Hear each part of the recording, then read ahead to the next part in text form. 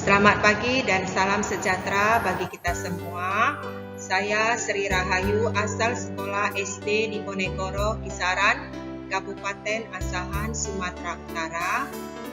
Pada pagi yang cerah ini, saya hendak mendemonstrasikan konseptual tugas 1.3.A7 tentang menerapkan inquiry apresiatif tahapan Bagja.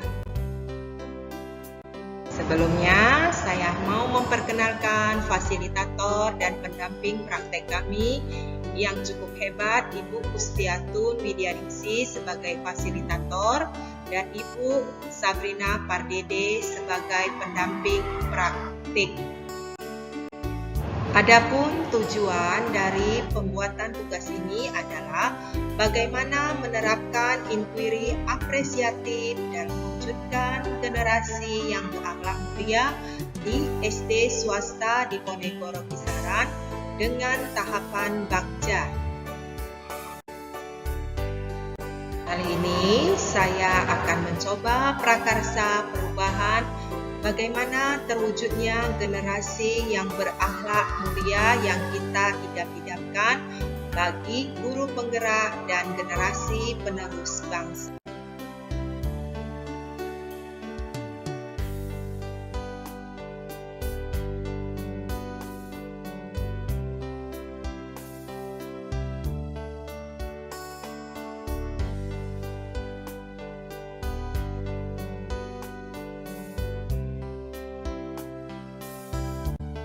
Pada kesempatan hari ini, saya akan mencoba tahapan Bagja, mana Bagja dalam bahasa Sunda itu artinya bahagia. Tahapan Bagja di sini akan kita pisahkan berdasarkan huruf dari kata Bagja. Yang pertama adalah huruf B. Pada huruf B, di situ kita diperkenalkan untuk membuat pertanyaan. Kemudian dilanjutkan dengan huruf A untuk ambil pelajaran. Huruf G menggali mimpi tentang apa yang kita impikan mengenai visi pendidikan di masa mendatang. Lalu J yang berarti jabarkan rencana. Dan yang terakhir adalah A yang berarti atur eksekusi. Inilah tahapan Bagja yang merupakan kekuatan kita dalam meraih visi sebagai guru penggerak. Saya akan mencoba menjelaskan mengenai huruf pertama dari kata Bagja, yaitu B, buat pertanyaan. Di sini saya memiliki 3 pertanyaan. Yang pertama, bagaimana perilaku siswa di SD swasta di Ponegoro Kisaran? 2, perilaku baik apa saja yang sudah dimiliki oleh murid? Yang ketiga, bagaimana menumbuhkan perilaku berakhlak mulia pada murid. Untuk itu, tindakan yang dapat saya lakukan adalah: pertama, semua guru melakukan observasi kepada muridnya, di mana dalam observasi ini kita dapat melihat bagaimana sebenarnya perilaku siswa kita. Kemudian, yang kedua, tukar informasi dengan semua guru. Setelah mengadakan observasi pada tindakan yang pertama, maka kita akan menukar informasi tentang keadaan siswa kita mengenai kelebihan dan kekurangan, serta apa yang menjadi potensi yang paling utama bagi siswa kita. Yang ketiga, mulailah menerapkan pembelajaran yang mengintegrasikan akhlak mulia pada murid kita.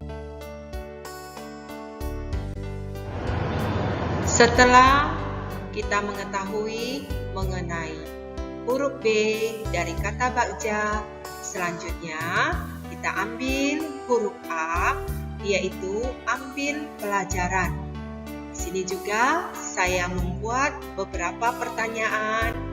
Yang pertama, apa manfaat memiliki akhlak mulia bagi murid? Kemudian, metode pembelajaran seperti apa yang cocok untuk menumbuhkan akhlak mulia pada murid? Dan adakah sekolah lain yang sudah mengembangkan akhlak mulia pada itu? Maka, tindakan yang dapat saya ambil, pertama, melakukan studi digital sekolah yang sudah mengembangkan perilaku berakhlak mulia pada murid sebagai referensi. Yang kedua, menerapkan pada bagian kegiatan pembelajaran dengan keteladanan dan pembiasaan.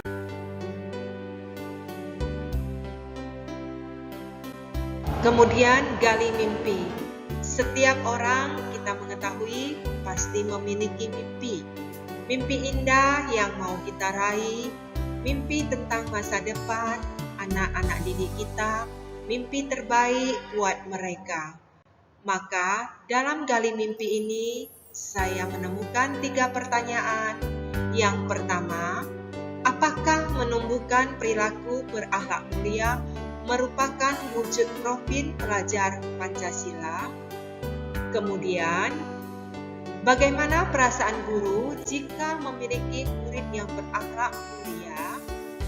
Dan yang ketiga, apa yang terjadi dengan kemajuan sekolah karena memiliki murid yang berakhlak mulia?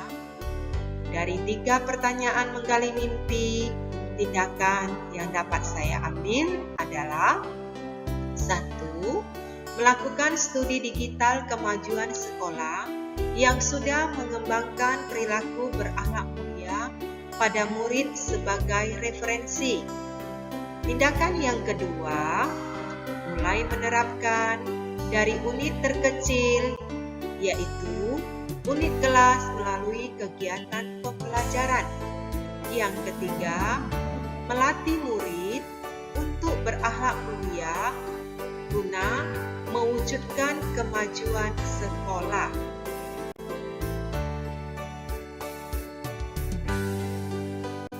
Tentang huruf C dari kata bagja, yaitu jabarkan rencana. Bagaimana menjabarkan rencana? Di sini saya juga menemukan 3 pertanyaan tentang bagaimana menjabarkan rencana meraih impian. Yang pertama, mulai dari kelas berapakah target mewujudkan perilaku berakhlak mulia pada murid? Kedua, kegiatan belajar seperti apa yang bisa menumbuhkan perilaku berakhlak mulia pada murid? Dan yang terakhir, bagaimana cara saling menyemangati agar konsisten menumbuhkan perilaku berakhlak mulia pada murid? Untuk itu, diperoleh tindakan seperti 1. Menerapkan metode keteladanan pada pembelajaran mulai dari kelas rendah hingga kelas tinggi. Tindakan yang kedua, membuat catatan capaian untuk melihat progresnya. Dan yang ketiga, menerapkan sistem saling menghargai dan menyayangi pada murid.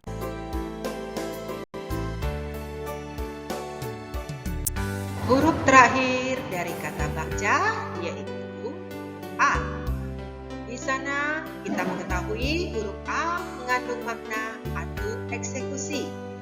Bagaimana cara mengatur eksekusi? Di sini ada 3 pertanyaan. Pertama, siapa saja yang terlibat dalam menumbuhkan perilaku berakhlak mulia pada murid? Kemudian, kegiatan belajar seperti apa yang bisa menumbuhkan perilaku berakhlak mulia pada murid? Ketiga, bagaimana caranya agar konsisten menumbuhkan perilaku berakhlak mulia pada murid? Untuk itu, Tindakan yang dapat saya lakukan adalah guru mengajak orang tua dan warga sekolah untuk berkolaborasi dalam menumbuhkan perilaku berakhlak mulia pada murid sebagai tindakan pertama. Tindakan yang kedua, yang tidak kalah pentingnya adalah guru menerapkan metode keteladanan dalam pembelajaran pada seluruh kelas dengan pengawasan kepala sekolah. Tindakan yang ketiga, guru membuat catatan ketercapaian untuk melihat progresnya.